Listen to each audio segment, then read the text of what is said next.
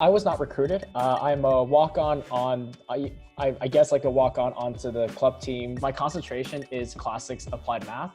And I knew that I basically only wanted to do those two things.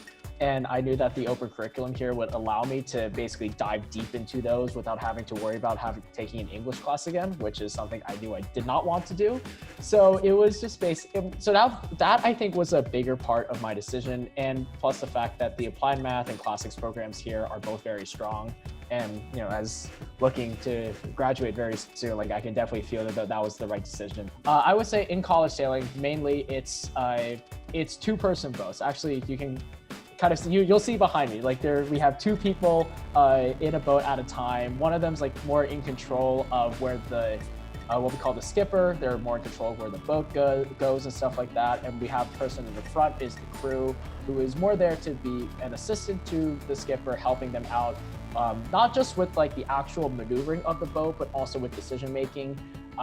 So there's like a lot of the skipper crew relation is like one huge factor already in this sport. And definitely one big thing that our coach emphasizes that we're able to do. I'm a crew on the team, and our coach has sailed me with like a bunch of different skippers, and the idea is for me to be able to be flexible and to be able to have that connection with any skipper that he throws at me.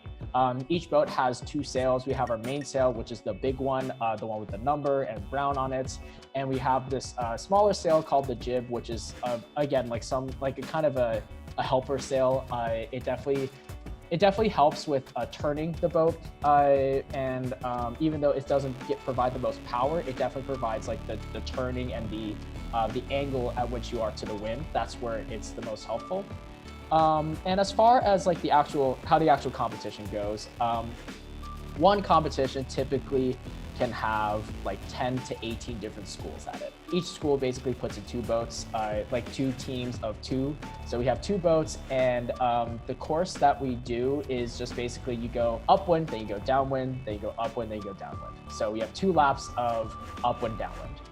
And it's just basically you just have to try to finish as best as you can, as many times as you can. The point system is just like you get 1 point for first place, 2 points for second place, so on and so forth, and then fewest points wins the whole competition. For me personally, I enjoy just having this as my activity because I enjoy, again, like I said before, I enjoy the sport itself. I enjoy being out there. Competition is obviously always great, and it definitely gave me a different sort of mindset to be in at times, so I'm not just always in school mode.